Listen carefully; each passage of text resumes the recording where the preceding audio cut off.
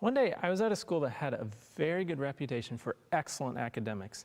They used the most current educational practices and worked hard to provide their students with a good education. I was there to help in any way needed, and one fifth grader needed my help with her math. I sat down and asked her what the problem was. She didn't know. Okay, what are you working on? This, she said, pointing to her math problem. Okay, I can help you with that, I said. What don't you understand? I don't know. Well, what are you trying to do? I don't know. What is it asking for? The answer to the problem. Well, I gathered that. So this went on for a while, but she really didn't do any thinking on her own. I led her step by step through this problem, and we got it figured out. But by the end of it, she got the answer, but really had no idea how she got it or what it even meant. And while this may seem like a rather extreme case, it's actually very common. In fact, I honestly haven't met a single student in my classroom visits that didn't lack thinking skills to one degree or another. It wasn't limited to public school kids either. The above example is from, as I mentioned, a very good private school. I had heard many teachers complain about students not thinking, and I tended to blame the students. But as I researched the issue and started seeing it for myself, I realized it wasn't the students weren't trying, it was that they couldn't think. They couldn't seem to apply their brain outside of basic, step-by-step, linear processes. They lacked basic problem-solving abilities because they couldn't apply the knowledge that was learned. You know, a quick look at the trends in society today will reveal that this isn't just an academic issue, though. I mean, a teenager racing their car down the highway late at night just to see how fast it will go surely indicates a lack of good thinking. We see reckless behavior in many forms, a lack of reasoning from cause to effect. A recent study found that more than 80% of employers said recent graduates were deficient in applied skills like communication, work ethic, and critical thinking. Psychologists tell us that less than half of the population are even capable of engaging in formal reasoning. But the shocker, only 5% ever use it. But we need to ask ourselves a question. Is it that big of an issue? How important is it that we have good critical thinking skills? Moral purity depends on right thinking, according to the book Gospel Workers. Moral purity depends on right thinking? Young men must be trained up to be thinkers. God calls upon everyone with whom he works to do the very highest kind of thinking. God has given men talents, which he means that they should use. He has given them minds, and he means that they should become thinkers and do their own thinking and planning rather than depend upon others to think and plan for them. Those who bear responsibilities must be men trained for the work, men whom God can teach and whom he can honor with wisdom and understanding, as he did Daniel. They must be thinking men. We want sharp thinking men and women. There needs to be more thinking, more praying men. There is much close thinking to be done. We must not enter into the Lord's work haphazard and expect success. The Lord needs men of mind, men of thought. God wants right thinking and intelligent men to do the great work necessary for the salvation of souls. Every human being created in the image of God is endowed with a power akin to that of the Creator. Akin to that of the Creator? What could this be? Individuality, power to think and to do. God has designed us with the power to think. The men in whom this power is developed are the men who bear responsibilities, who are leaders in enterprise, and who influence character. Do you want your child to be a thinker? To be a leader? Be the one who influences instead of being influenced? It is the work of true education to develop this power, to train the youth to be thinkers and not mere reflectors of other men's thoughts. What is the work of true education? To train the youth to be thinkers. Instead of confining their study to that which men have said or written, let students be directed to the sources of truth, and the mind will expand and strengthen. Instead of educated weaklings, institutions of learning may send forth men strong to think and act, men who are masters and not slaves of circumstances, men who possess breadth of mind, clearness of thought, and courage of their convictions. In this seminar, I'm going to show you how we can raise a generation of young people to be strong to think and act, how to be masters and not slaves of circumstances, how to possess breadth of mind, how to have clearness of thought, and how to have courage of conviction. In times of discouragement and darkness, how important to have calm thinking men who are not dependent on circumstances, but who trust God and labor on in the darkness as well as in the light. Men who serve God from principle, although their faith may be severely tried, will be seen leaning securely upon the never-failing arm of Jehovah. We will soon have times of discouragement and darkness. And as we read here, thinking men are important in those times. And a lack of good thinking abilities goes beyond the academic or the practical. In Revelation 7:3, where are the servants of God sealed? In their forehead. What does this represent? The mind. In Revelation 14:9, where do men receive the mark of the beast? In the forehead or the hand. Satan is the father of lies. When you are told a lie, what do you use to discern whether it's true or not? Your mind. Jesus warns us in Matthew 24 that Satan's deceptions will increase in the last days to the point of nearly deceiving God's people. In the light of this, how important that we have clear thinking minds. The Christian life has often been compared to that of a soldier. What do soldiers need? The best soldiers are the ones who are trained, who are intelligent, faithful, courageous, true. A soldier needs to think. The warfare in which we are engaged is largely mental, and the mind that is most thoroughly trained will do the most acceptable work. God knows that they, young people, will have to battle against the powers of darkness that strive to gain control of the human mind. To gain control of the human mind is what Satan is up to. How important that we, and especially our young people, have the power of thought for spiritual warfare. As the student sacrifices the power to reason and judge for himself, he becomes incapable of discriminating between truth and error and falls an easy prey to deception. He is easily led to follow tradition and custom from the book Education. Notice this. As the student sacrifices the power to reason and judge for himself, the power to think, he becomes incapable of discriminating between truth and error, falls an easy prey to deception. He is easily led to follow tradition and custom. As the historian Carter G. Woodson said, when you control a man's thinking, you do not have to worry about his actions. Do you think Satan knows this? Is it in his best interest to have a generation of young people with good thinking abilities? It would stand to reason that if God's way is to have clear thinkers, it would be Satan's plan to have the opposite. Do you think he might try to work to destroy critical thinking? Is it possible that Satan will try to take away the very thing most needed for our time? Indeed, he already has. He works in many ways to damage independent thinking, and he starts with our children. Close reasoners and logical thinkers are few for the reason that false influences have checked the development of the intellect.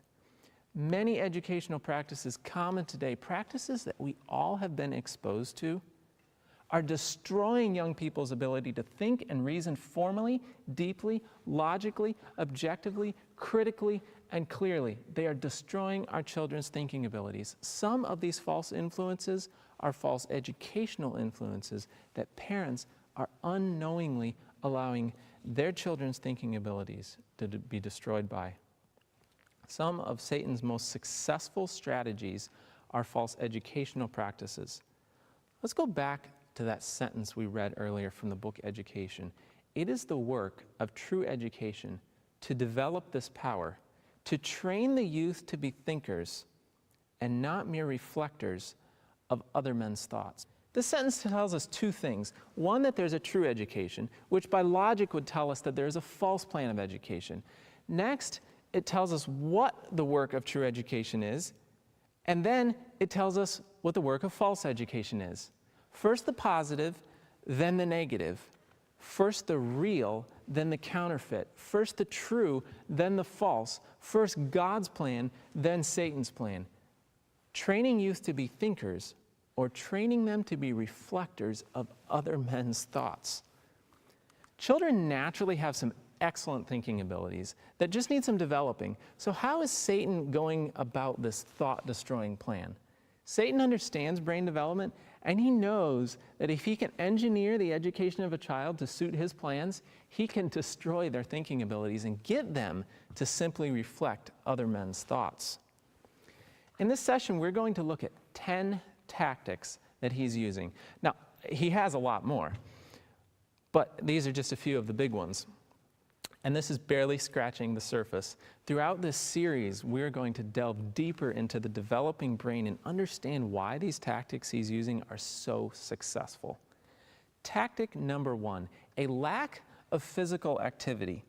Research is now telling us that for the young child, physical activity is more important than time spent studying. Physical activity, especially that found in useful outdoor work, is critical to the development of the cerebellum, which is an area of the brain that's critical for learning. The cerebellum is a large and important area behind the brainstem, and it's linked to and interacts with higher frontal levels in the brain for cognitive skills, such as the ability to perform repetitive activities automatically, cognitive skills, language, social interaction, music, and attention. Movement, especially rocking, spinning, crawling, or hanging upside down, helps develop the cerebellum. Have you ever wondered why young children like to hang upside down and we adults do not? There you have it. Numerous studies have shown that movement is actually essential for learning.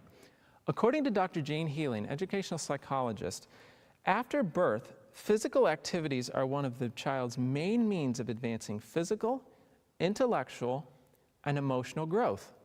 So you should encourage many forms of body movement. Tactic number 2, overstimulation. The overloading of young children with lots of toys and electronic devices, a multitude of activities, can actually encourage superficial thinking. Having too many things in the schedule can be a source of stress for anyone, but especially for young children. Children need time to process things, time for reflection, time to organize their mind, and quickly rushing from one activity to another does not give children that necessary time. Children's minds do not process things in the same way that adults' minds do. Child psychologists tell us that many things an adult may not consider especially stressful may greatly stress a child, simply because a child does not have that requisite brain abilities to deal with the stimulus. An adult may find a busy schedule invigorating or challenging, motivating, but a child's mind may see the same thing as stressful. Studies show that children's minds react to the fast-paced television screen as if it were a real danger, yet there's no outlet for the reaction, which causes overactivity, frustration, or irritability. A rushed, overworked, overstimulating lifestyle can cause many of these same danger responses and is recognized by psychologists as too stressful and unhealthy for the child. Quickly moving from one thing to another is another form of overstimulation and can encourage superficial thinking. As one writer put it, the bell will ring just when they're engulfed in learning about the solar system to tell them it is time to start learning how to dissect a sentence. A child learns that no subject is truly meaningful or interesting, and therefore learns not to be truly interested in anything meaningful. Parents should guide and work with their children through activities, not moving on to something else until the child has had a chance to explore the subject and process the information. This goes for any age. Allow your infant time to just to look at something and take it in without quickly moving from one scene to another. Encourage your toddler or your young child to study those ants without saying, we have to go learn science now. Allow your teenager the time she needs for researching that project. Here's another quote from Dr. Jane Healy. In one of her studies, another youngster was busy constructing some mental schemas about number. He lined up 8 blocks in a row and counted them in one direction, then backward to see if they were the same. He stacked them up in a tower and counted them again up and down. Convinced that 8 is 8 from all directions, he skipped off, unaware that he had just mastered an abstract mathematical idea. Now, just to be clear about something, children need time to process information, but this does not mean we should just throw all schedule to the wind and just go with whatever the child wants to do. Numerous studies have shown the importance of consistency and structure in a child's life. It is essential. Children need something to rely on. They need schedule. It's just cramming too much in, creating an overstimulated environment that is damaging. Simplicity is the key. Many studies have shown the importance to the developing brain of quiet time. Not time just sitting doing nothing, but time that is unhurried and unstressed.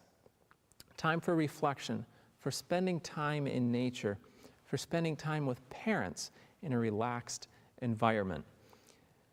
The more quiet and simple the life of the child, the more free from artificial excitement and the more in harmony with nature, the more favorable it is to physical and mental vigor and to spiritual strength. Tactic number 3, too much study. Now, we all know that studying and schoolwork is good, but can we do too much of it? This may be a bit more common with older children, but it's becoming more and more common with the younger ones.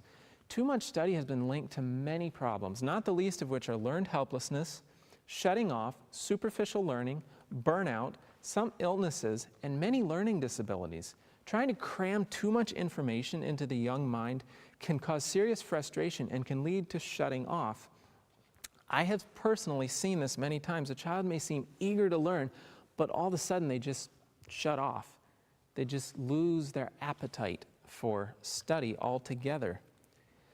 Many of these constant students seem almost destitute of intellectual life. The monotony of continual study wearies the mind, and they take but little interest in their lessons, and to many the application to books becomes painful. They have not an inward love of thought and an ambition to acquire knowledge. They do not encourage in themselves habits of reflection and investigation. It's rather ironic, but too much application to studying, especially for the young child, can weaken the intellect. We'll touch more on this later. Tactic number 4, testing. The frequent testing of children can actually damage independent thinking. While nearly every teacher will agree that standardized testing has its negatives and can contribute to a general lack of good thinking abilities and good learning, many child psychologists agree that testing in general, quizzes, exams, etc., is also damaging to good thinking skills. Here's a statement from Dr. David Elkind, child developmentalist at Tufts University, in his book, The Hurried Child. Schools have become increasingly industrialized and product-oriented. Teachers are unionized, textbooks are standardized on a national level, and testing has become mechanized, machine-scored, and all-pervasive as a consequence. At a time when American industry is restructuring, education is reforming, which means more basics, more hours, more homework, more testing, more of everything that is creating the problem. It is a classic case of the cure being worse than the disease. The factory model of education hurries children because it ignores individual differences in mental abilities and learning rates and learning styles. Children are pressured to meet uniform standards as measured by standardized tests. Those who cannot keep up in this system, as indicated by the tests, are often regarded as defective vessels and are labeled learning disabled or ADHD. Are we trying to teach our children to conform to a man-made standard? Or do we want them to be deep thinkers with the mental capability to choose God's standard, to choose to follow His way? When tests become the focal point of education, they add to the pressure on children in another way. When teachers and administrators appreciate that student test scores are read as a measure of their competence, they concentrate on how well the students do on tests rather than on how well they learn. Under these circumstances, children discover very quickly that passing tests rather than meaningful learning is what school is all about. Under these circumstances, there is no time or space to develop deep understanding of concepts, to test out new ideas through verbal and written action, or to develop deductive reasoning skills. The memorizing necessary for these tests is a linear process that does not require entire brain use. Rote memory is a straight line process requiring none of the depth of understanding that comes from whole brain activation. In short, rote memory does not require thinking. From an early age, children are taught that they either know something or they don't, instead of learning to think and to reason and to find an answer. Does this sound like a good practice to encourage critical thinking? The list of negative effects of testing go on. Humiliation and failure, mislabeling, or should we say just labeling in general, an obsession with grades and not learning, and a strong temptation to dishonesty in both teachers and students. Just to name a few, this is clearly another one of Satan's tactics for destroying good thinking abilities in children. Tactic number 5, poor health and nutrition. Now, we all know that a good diet is important to children, but how much does health and nutrition relate to the growing mind? Very much indeed. It's now believed that myelin, which is an essential component to brain development, more about that in the next session, is made up of essential fatty acids, particularly those found in breast milk and a healthy diet. Adequate iron is also found in a healthy diet, particularly green leafy vegetables, which is important for myelination, and the hippocampus, which is a region of the brain that contributes to memory. A study of 1 million students in New York showed that students who ate lunches that did not include artificial flavors, preservatives, and dyes did 14% better on IQ tests than students who ate lunches with these additives. Satan has had his hand in designing the poor diet so common in youngsters today. He fully knows that if young brains don't get the nutrition they need, they will have a much smaller chance of developing good thinking abilities. The sin of intemperate eating, of eating too frequently, too much, of rich, unwholesome food, destroys the healthy action of the digestive organs, affects the brain, and perverts the judgment, preventing rational, calm, healthy thinking and acting. He who will observe simplicity in all his habits, restricting the appetite and controlling the passions, may preserve his mental powers strong, active, and vigorous, quick to perceive everything which demands thought or action, keen to discriminate between the holy and the unholy, and ready to engage in every enterprise for the glory of God and the benefit of humanity. Tactic number 6, age segregation. According to an article by Jay Fieldman and Dr. Peter Gray, the placement of children in separate classes with others of the same age is a fairly recent phenomenon. Age segregation did not occur in full force until the 1930s, when the advent of compulsory education laws brought a large influx of children to the public school system. Until then, the main source of formal education for most children was the one-room schoolhouse, which on average contained approximately 25 children ranging in age from 5 to 15. Never in history until the 20th century have young people been largely separated from the ongoing productive activities of society. Society's survival depends on raising new generations in close proximity with adults who are engaged in their central roles. Institutional age segregation creates a situation in which parents' productive work, indeed major portions of their adult lives, are carried out in settings where there are no children. Children do not get to know a variety of adults and observe their lives. New York State Teacher of the Year, John Taylor Gatto, agrees. It is absurd and anti-life to be part of a system that compels you to sit in confinement with people of exactly the same age and social class. That system effectively cuts you off from the immense diversity of life and the synergy of variety. Indeed, it cuts you off from your own past and future, sealing you in a continuous present, much the same way as television does. Here's a statement by professor, educator, and founder of Sudbury Valley School, Dan Greenberg. Does such division take place naturally anywhere? In industry, do all 21-year-old laborers work separately from 20-year-olds or 23-year-olds? In business, are there separate rooms for 30-year-old executives and 31-year-old executives? Where on earth was this idea conceived? Is anything more socially damaging than segregating our children by year for 14, often 18 years? Okay, so it seems that age segregation may be a negative, but are there positives to age integration, which would be the opposite of segregation? Mixing a complete range of ages is age integration. Are there benefits to this? Russian developmental psychologist Lev Vygotsky developed the concept of what is known as the zone of proximal development. It is defined as tasks that a child can accomplish only with some assistance and support. This zone, or ZPD as it's called, is developmentally critical because it is where most cognitive development takes place. Furthermore, Vygotsky said that children develop primarily by attempting tasks which they can accomplish only in collaboration with a more competent individual. In short, age integration is good for development. Here's an analogy from Dr. Peter Gray. Let's say 2 3-year-olds are trying to play a simple game of catch. They can't do it because neither child can throw the ball straight enough for the other to catch it, so the game is no fun and it quickly dissolves. Now imagine a 3-year-old playing catch with a skilled 8-year-old. The older child, by leaping and diving all over the place, can catch the wild throws of the younger one and have fun doing it.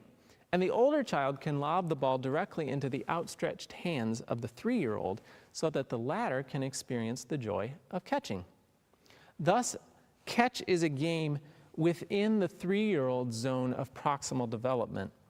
In an age-segregated environment of only 3-year-olds, there would be no catch, but an age-mixed environment that includes some 8-year-olds as well as 3-year-olds, catch is within everyone's realm of possibility. Studies have found that age-mixed students perform better academically than do their single-age classroom counterparts. Educators report advantages in the area of academics, of self-esteem, and socialization skills. Studies in age-integrated schools with older students helping younger ones have shown greater maturity and thinking abilities in all ages. Better in the young ones because they are looking up to older role models, and better for the older ones because they're figuring out methods for helping the younger ones. The multi-age classroom allows children to progress from one concept or skill level to the next whenever they are ready without regard to age or grade. When you are little, and just with kids your own age, the range of possible activities is restricted by the knowledge and abilities of those in your age group. But in collaboration with older kids, there is almost no limit to what you might do. Any child who can spend an hour or 2 a day, or more if he wants, with adults that he likes, who are interested in the world and like to talk about it, will on most days learn far more from their talk than he would learn in a week of school. Learning from adults has been a passion of children since the beginning of time. For thousands of years, children have spent time with adults learning the skills that they would need for life. A close study of what big people were up to was always the most exciting occupation of youth. The system of apprenticeship has always been tremendously successful. Through their connection with those who were wiser and more mature than themselves, children developed a greater maturity and intellectual ability than they would have attained by hanging out with their age mates only. The results seem to show that a child's development depends more on adult contact and less on contact with other children as previously thought. God is a lover of diversity. He did not make all children of a particular age to think or to act or to learn alike. Most children of a given age, especially the younger ones, are not all at the same developmental level. So what happens when you take a group of students of a certain age and group them together in a classroom setting? Suddenly, all those wonderfully diverse children are forced to think and to learn like everyone else. Otherwise, it would just be an organizational nightmare. Children brought up in this environment often have no incentive to become good thinkers because they're not in an environment where there are others older and wiser than they. They don't have encouragement to go farther than their peers, rather just to be like them. God gave us families, which are by default age integrated.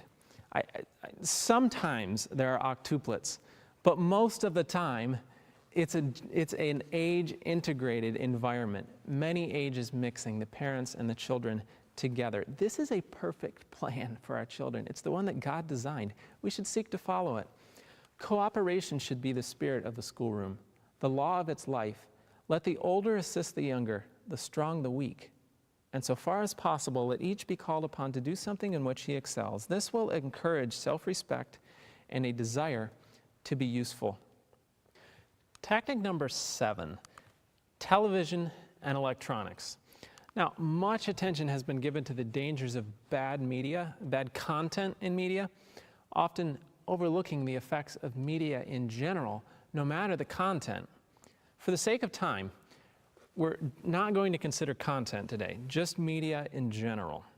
Television and electronics are terribly damaging to good thinking abilities. Screen time is starving children of essential brain development. Much early development of physical and mental skills and of their foundations in the brain comes from experimenting and solving problems with real-world materials. The long-term outcomes of forcing children's attention unnaturally may have even more serious implications than we have realized. According to Dr. Healy, in her book Endangered Minds, television and other electronic devices, number 1, overstimulate children and create passive withdrawal, not quite encouraging critical thinking. Number 2, cause attention and listening problems. Do we need our children to be able to pay attention to resist Satan's temptations? Number 3, they emphasize skills which do not transfer well to reading or listening. Once again, not encouraging good thinking abilities. Number 4, television and electronics require less mental effort than reading. Are you wanting to encourage your children to do more Bible reading? TV viewing not recommended. Number 5, they shorten the time children are willing to spend on finding an answer to intellectual problems they are set to solve. Not encouraging critical thinking, again. Number 6, TV artificially manipulates the brain into paying attention by violating certain of its natural defenses with frequently visual and auditory changes, known as saliency. Sudden close-ups, pans, and zooms are effective in alerting the brain because they violate its reflex need to maintain a predictable personal space. Salient features such as bright colors, quick movements, or sudden noises get attention fast, since brains are programmed to be extremely sensitive to such changes that might signal danger. In a sense, these carefully planned manipulations separate the natural responses of brain and body. Although the viewer's attention is alerted, there is no need for physical action. The brain registers specific changes after a camera zoom, for example, responding as if to real danger, yet the impulse has no outlet. Number 7, they induce neural passivity. Now, what is neural passivity? Neural has to do with the mind, neurons. Passivity is doing nothing, so neurons doing nothing. They induce neural passivity and reduces the brain's ability to remain actively focused on a task. The continual change of the screen can tire brains out to the point of shutting off. research overall strongly suggests that fast pace and special effects can interfere with the development of active learning habits. Lastly, number 8, television has a hypnotic and possibly neurologically addictive effect on the brain by changing the frequency of its electrical impulses in ways that block active mental processing. TV and other electronics have been shown to produce large amounts of slow or alpha brainwaves, classically associated with a lack of mental activity, a lack of thinking. And media is damaging to the child's mind regardless of the content. It's not just television, it's computers, it's iPods, iPads, smartphones. They all fall into the same category. Child psychologists, many of them, recommend no electronic use whatsoever prior to age 7. It's not just the television, it's damaging to their mind, the screen itself. The little ones should be educated in childlike simplicity. They should be trained to be content with the small, helpful duties and the pleasures and experiences natural to their years. The more quiet and simple the life of the child, the more free from artificial excitement, and the more in harmony with nature, the more favorable it is to physical and mental vigor and to spiritual health. Parents should, by their example, encourage the formation of habits of simplicity and draw their children away from an artificial to a natural life. Those children are most attractive who are natural and unaffective. I'm afraid TV and electronics and the media does not fall into the same category as quiet and simple. Tactic number 8, education chiefly of the mind. An education which focuses chiefly on the cultivation of the mind. It's an ironic reality that an education which focuses only on memory skills, on linear thinking, on book learning, and other purely mental processes, soon it causes the mind to lose its ability for whole brain thinking, of good, true thinking skills. Good thinking requires the whole brain. It's necessary. Consider a real-life problem-solving situation, or maybe somebody's just asked you a question and you're trying to figure out, is that true? Or told you a statement, rather, and you're trying to figure out, is that true? Well, here's a little picture of what your mind is going through if you're using whole brain thinking abilities. The right hemisphere is hard at work coming up with creative solutions, imagining, processing the whole picture, providing intuition and insight. The left hemisphere is analyzing the situation, looking at the details, using logic, crunching the numbers, taking notes. The frontal lobe is helping your brain concentrate, controlling movement, mood, and behavior, and aiding you in that final decision-making process.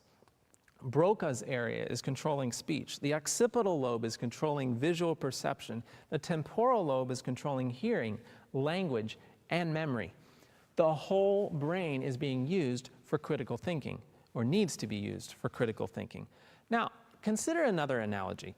Suppose I wanted some bigger arm muscles, so I go out and I start lifting weights. But I'm right-handed, so I don't bother with my left hand. I don't use that much anyway. So I'm just gonna lift weights with my right arm. And so day after day after day after day for months, I lift weights with my right arm and I keep my left arm in a sling. What's gonna happen? Well, my left arm's gonna almost wither away. I'm gonna walk around lopsided.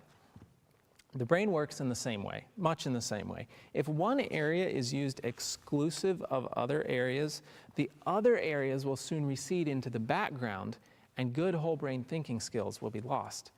Unfortunately, in a general sense, an only academic environment that just concentrates on the development of left hemisphere skills like math, reading, technology, and science, they make those good thinking abilities recede into the background because it's only concentrating on one area. Too often the muscle of the left hemisphere is worked more than the rest of the brain, and the other structures that relate to critical thinking will be weakened. An education derived chiefly from books leads to superficial thinking. Practical work encourages close observation and independent thought.